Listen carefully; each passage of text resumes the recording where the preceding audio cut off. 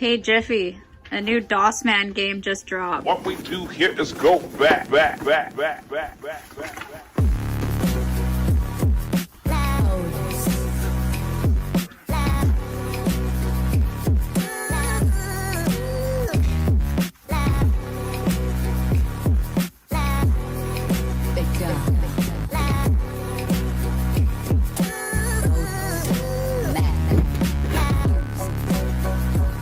Now, before we get too far into this review, and I do my intros, and I do all the, like, oh, look who made this game, and look at this guy, and this guy's got some weirdo-looking nipples, we should laugh at him. Before we get into any of that type of stuff, I really want to kind of break down one of the coolest things I found throughout this game. One of the most inventive and original things I've seen in a very long time. The developer of this game, the player from Mars, had decided that he was going to go through and play an RPG with his friends, a tabletop RPG. Now, if he played Call of Cthulhu, or Cthulhu in your mom's basement, or Cthulhu likes to suck your dad off on the weekends for rent money. Now, if you don't know what any of these tabletop games are, and you're really confused, and you're sitting there like, King Jiffy, I've been rubbing myself off to your sweet sexual voice this entire time, but I don't know what this Cthulhu thing is. I don't understand. Did they make an RPG tabletop? Is it like Skyrim on a tabletop? I'd like to Skyrim you on a table. What does that even mean? Let me bend you over, Dragonborn, and hear you roar. Damn, girl, you need to calm your ass down. What, did your Master Chief vibrator break? Don't act like you know me. Anyway, let's get back to tentacle porn.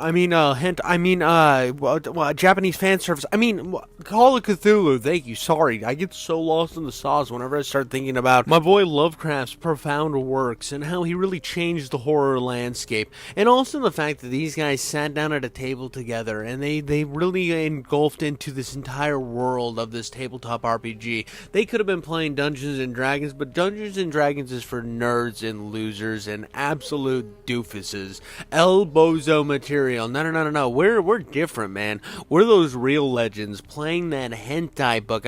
Lovecraft book. Speaking about Lovecraft and kind of finding inspiration from different little areas of your life and places you wouldn't think to look, I do love the fact that these guys were like, let's play a little tabletop RPG and then write our game based off of the actions that happen in this game. Kind of like how Lovecraft would write a story about squid monsters, see somebody black outside, and then write about how much he hated black people. Hey, yo, maybe that's why the Nazis in this game want to lick Cthulhu's pussy so damn bad, is because they're like, yo, Cthulhu hates black people too. Look, Nazi el Nazi, oh friendo. Now that we know where all the passion behind the story came from, is the story any good? Yes, and mostly yes. I think that the way the story kind of falls flat isn't really the fault of the main narrative in and of itself. I think where it falls flat is mostly the voice acting and a little bit of the dialogue, and that just kind of comes from this guy making his first game. I think there is some areas that could have been smoothed out a little bit, and some voice acting that could have been harped on a little bit better. But when you're a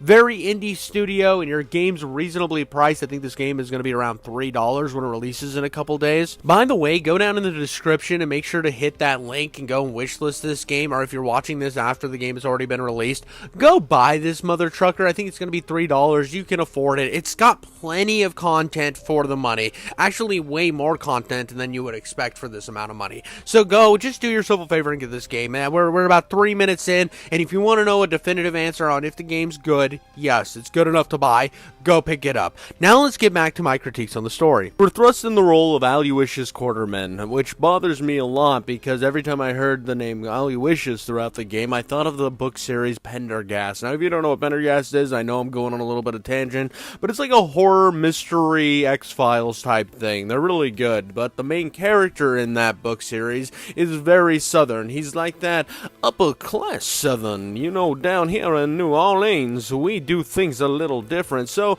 having Aloysius be a British guy kind of threw me off a little bit. Not that it's a major critique, it's just something that me personally, after listening to endless and endless hours of Pendergast novels, had to like constantly think, this is a British Aloysius, this is a British Aloysius. Funny thing though is this is kind of a cool embodiment of all of a Sean Connery character from League of Extraordinary Gentlemen. Now they are fighting the old bad guys from the 1940s, you know, the ones that really didn't like their Hanukkah celebrating population. Also the fact that kind of mixed in a lot of the fantasy and gothic elements with kind of an adventure story while fighting the Nazis. Nazis. I do think the better example of what this game is going for, though, is when you look at Indiana Jones. Now, Indiana Jones always did something very interesting, except for probably the last couple movies, because the fourth one was like, aliens now, what do you think of that? And everybody was like, ugh. If you want to know my personal opinion on Indiana Jones 4, I actually think it's not that bad of a movie. I didn't hate Shia LaBeouf like the rest of the world did, and I thought the time that he survived a nuke in a refrigerator was kind of funny. We're here to talk about the similarities between the sack length of Indiana Jones and the sack length of Quartermain. Now, I think that Quartermain has much bigger balls, so much longer sack length, because of the fact that the Nazis in Indiana Jones were regular Nazis. These are Wolfenstein Rise of the Triad Nazis. These are a different level, baby. They are mech'd up and going crazy. Now, the main similarity that I want to pull from the fact that this is such an Indiana Jones inspired story is the fact that instead of doing like the Christ and the Christianity, finding the Holy Grail, and all of the religious icons that you're trying to find during your adventures throughout Indiana Jones's career, when you look at Quartermain, he is basically doing the same thing, but up Lovecraft's asshole. And this hits kind of close to home for me, considering I've spent a reasonable amount of time up Lovecraft's ass myself. I think he's a profound writer that, for his time, was very misunderstood and not taken very seriously, and died in poverty. And if it wasn't for the people around him, he probably would have never been as successful as he eventually did become. Because if you take all of his edgy incel bullshit out of his novels, usually you will find something profound and incredibly interesting. The way that he was able to take the mundane and make it incredibly scary, utilizing his incredibly impactful cosmic horror. Too bad the man never got more cosmic blowjobs, because maybe that would have led to him liking other races a little bit more. But it does stand the fact that this game does an incredible way of trying to make that overlap of the world of Lovecraft meets Indiana Jones. I can't say it any other better way. It's one of those times where you can truly feel all of the passion from the entire team, all of his friends, all the side characters have a lot of meaning behind them. There's a lot of funny little quirky moments. Some of the writing hits a little too millennial for me, but it does kind of hit that I'm kind of joshing around type vibe that an Indiana Jones film would have, which made it keep kind of pushing forward. Now again, like I said, the voice acting doesn't always hit. It is definitely a group of friends who did the voice acting here. Sometimes it lands, sometimes it's atrocious, but when you can see this much passion in a project, I'm not going to take somebody's man vagina and shove it into the fire over a little bit of bad voice acting, especially when I have an antagonist that's incredibly interesting to chase after. I have a protagonist that is fun and engaging and well designed. He's basically bald Sean Connery. If Sean Connery was still alive and doing action movies, this would exactly be the type of role he would be in. And I love the fact that I'm having all of these flashbacks to old James Bond movies, having the flashbacks to him in the third Indiana Jones. I like that. I mean, hell, I even didn't hate League of Extraordinary Gentlemen. I thought Sean Connery was the best part of that movie, and it's one of those things that I will rewatch that film just to see Sean Connery do Sean Connery things. So to see this little Lovecraft adventure romp have this story that is as fun and engaging as it is, I have to say this is definitely worth your time, and it's not like a story that's just point A, point B, point C, done with game. It definitely feels like it starts amping up. It definitely has stakes. It's definitely much better than I thought a lot of boomer shooters are doing, even in the AA industry right now. So that is something that you need to take to heart, that there is a game out there. If you care about story, this game tries. Even though it's not your fucking Baldur's Gate 3, I still think it does an incredible job. Now let's get to the gameplay, because I think there's also a lot of interesting stuff to dive in here. How could you make such a horrid mistake? How could you make such a horrid mistake? It's such a simple game and concept, King Jeffy Goats.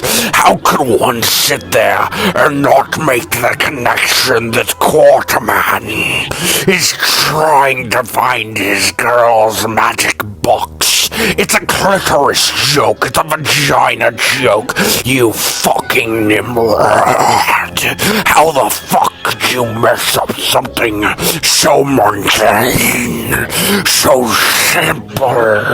Something that you would say that had no context to anything else. You would put a vagina joke in places where buttholes belong, you fucking moron. And yet you missed one of the most crucial jokes of the entire game and entire message of the story.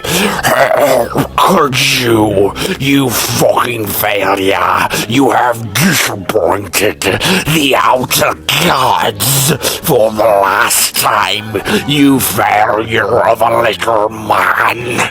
You disgusting, obese piece of human garbage. If I had to categorize this game's gameplay, I would look at two different examples. First of which is going to be Rise of the Triad. Now, there's not as much goofy, over-the-top, like, jumps and stuff as you see in Rise of the Triad, because that game loved its little anti-gravity lift bullshits, where it would fling you all over the map and arena. You would just be flying all over the place while Nazis were trying to shoot you down. It doesn't really have that, but it has all of the other vibes. But you can really see the frantic nature of everything.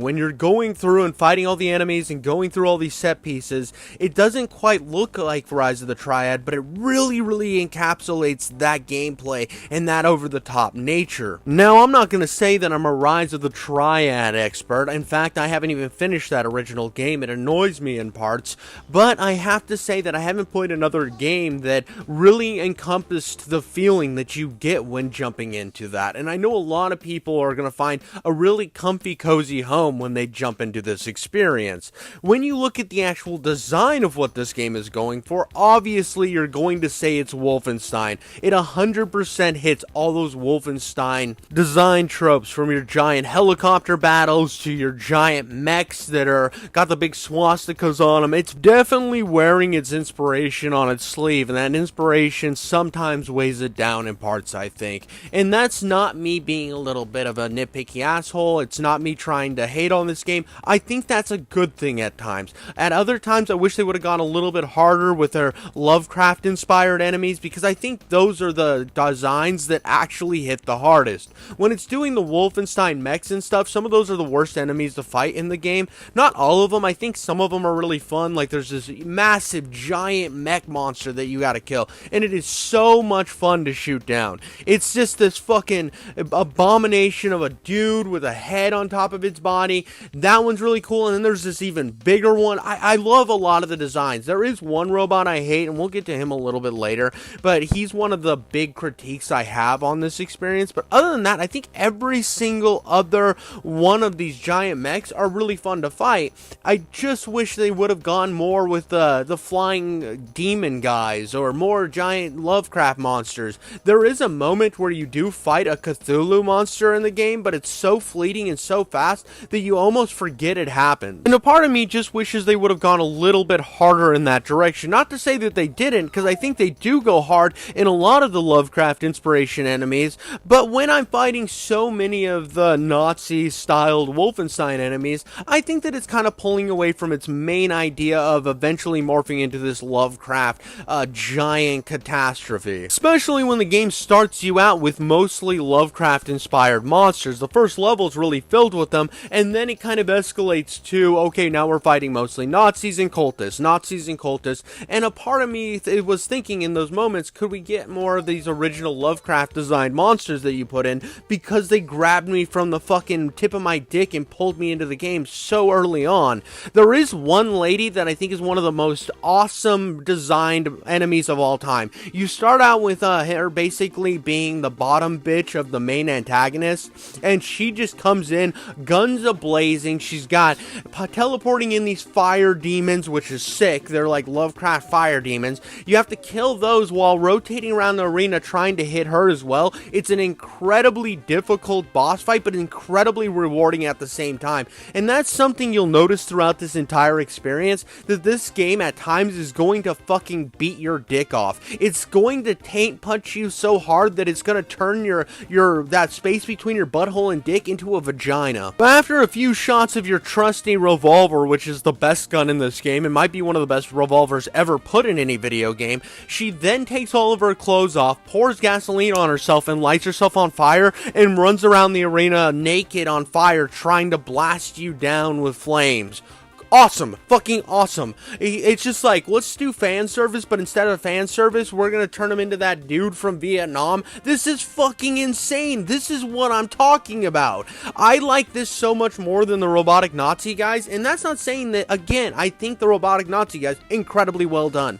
If you're going to take the inspiration and wear it on your sleeve from Wolfenstein, do it right, and these motherfuckers did it right. I just have to say that the enemies like this are what got my dick hard, and it's not just because her titties were out. And it's also refreshing that all the gameplay leads and goes in the direction of making the story more important. There's so many games I play in today's market where it's just a selection of levels or a very simple premise, and I do like the fact that some of these indie guys are like, we can do more, we can add a little bit of flair, and that makes this experience seem to go faster and to seem to be more impactful. Now, there are some times in this game, like I said, that will beat your absolute dick off and turn your taint into a pussy. One such example that I had so much trouble with in both occasions that it happened will be these giant arena areas. Now, what happens is you run into the arena, and all of a sudden it teleports like a billion enemies in, and you have to kill them Serious Sam style. This shit will put you on a fucking test. And me being shitty at video games, which I think everyone in my audience knows that I barely can function as a human,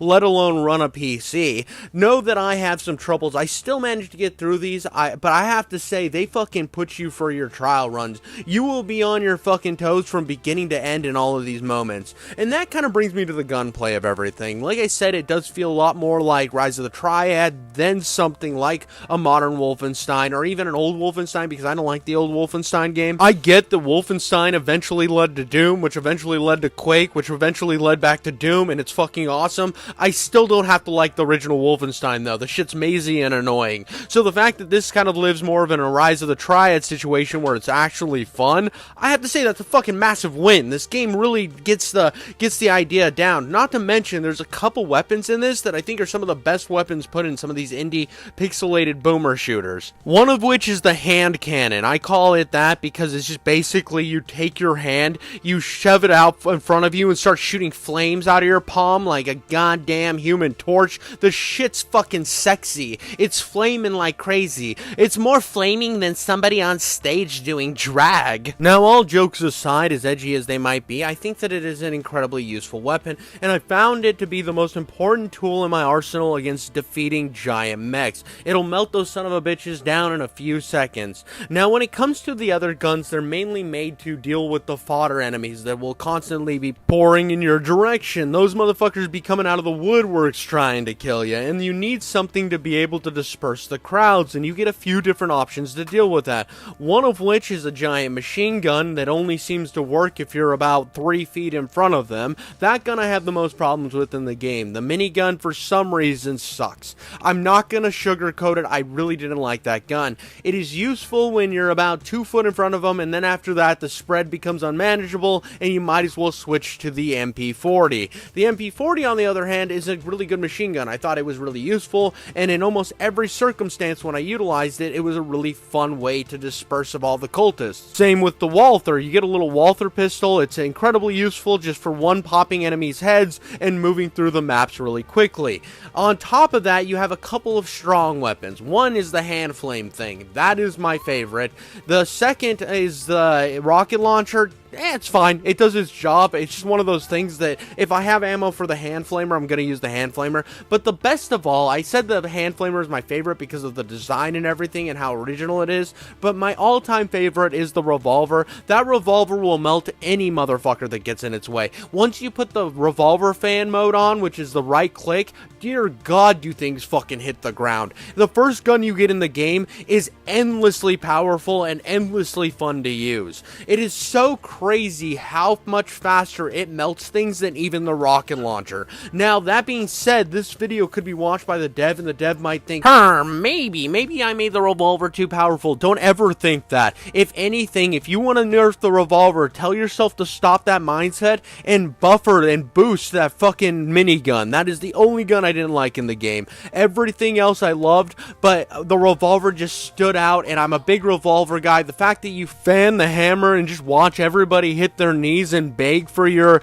cum daddy. You know what I mean. They're sitting on their knees like, please, please glaze my face because this game's slapping too much clit. I know. You guys were waiting for me to say it to see if this game was actually perfect or not, or worth your time. And yes, indeed, this game does slap clit. And it's not just because DOSman gave me a review copy. It's because this game, when it's hard because it needs to be, and it feels like a necessary challenge. I complained so much through my playthrough, like I do with everything. My wife was getting annoyed probably because I kept yelling at the screen because of how hard it was in points. But I have to say, when I beat those sections, I felt like a bigger man because of it, and not because I was getting killed by cheap bullshit, or it felt absolutely overpowered and annoying to deal with. Everything was so well balanced that even when I would run into these issues like quick save not working, which Easy FPS has a lot of problems with, that I really don't want to hold against this game because the feature is in its experimental phase. It even says that on the quick save feature that, listen, jabroni, this shit might fucking break, dog. And yeah, it does break at times. So when you do have to restart a level, I never hated it that much because it felt like it was part of the challenge. I would get mad in the moment, yeah. But when I finally crushed those challenges and felt like the clit slapping giggity schmoodle man that I am, I truly loved this game. And another thing I want to kind of just talk about for a little bit of a second here before we get to the last wrap up, I want to say that the art style is really good as well. It has a lot of vibes like what DOSman makes, but it also is very nostalgic of what people in their head think SNES games look like. Now, it looks better than those, of course. It looks better than the Super Nintendo slop. It's one of those experiences that when you go through, everything is a visual treat to your eyes. Even some of the sections that I found a little annoying, which are the endless bases that are very sci-fi inspired Nazi bases that are a lot of gray and silver, I still thought that they were really good and really important for progressing the story forward. And when you're looking at the enemy design and everything, it just really kind of does a perfect job of doing pixel art. I haven't seen a lot of things that were able to encapsulate that nostalgia that a lot of people love in the pixel art form, but this is one of the few times where I've seen this and I'm like, holy shit, dude, this is like looking at the original two Duke Nukem games, but not shitty. I really like the way they were able to encompass that with their art style. It even, like, when I compare a DOSman regular game, like their in-studio made games, I think that they're kind of 2D sprites of what an N64 game looks like a Banjo-Kazooie FPS game. But when I look at this is a true encapsulation of what pixel art should be, right? I don't want DOSman to change. I want that to be 100% front and honest. I think their art style is perfect for what they do. I love the way their games look. I just think that this sits in a really nice corner where it's not kind of ripping off DOSman. It's not ripping off anything else. It's its own unique art style by also perfecting pixel art. I have to say that I think it's really incredible. I love the fact that the story actually hits, and even though it's simple, it's still a good story. It's still a fun story. It's your typical adventure movie romp, but done in a fun way with Lovecraft inspiration. Now let's sum this bad mamma jamma up in a nice little pussy eating contest, if you will. I have to say the art style banger, the story is really good even though the voice acting is hit or miss, the adventure themes of everything really correlate into the gameplay, and then on top of that, when you're running through this experience, I think that it's well challenged, I think that it's well paced. The only major gripe I had was the 50 cal machine gun, even though it shoots AK ammo. The machine gun that you would pull off of a fucking helicopter, that thing kind of sucked, but every other weapon was really fun to use, so I'm not going to hold too much against this game, especially when your revolver slaps as much clit as that fucking thing does. Dear God, every pussy in the room gets wet when that baby comes out. And of course, the incredible pixel art style, which sometimes will take me out of a game, depending on if it's too good or too bad. This game, the pixel art is amazing, and the fact that I'm getting Rise of the Triad vibes throughout playing this entire experience is going to hit home for a lot of people. So if you're looking at this thinking it looks cool and you're on the fence, remember, buy this fucking game. You're going to enjoy it.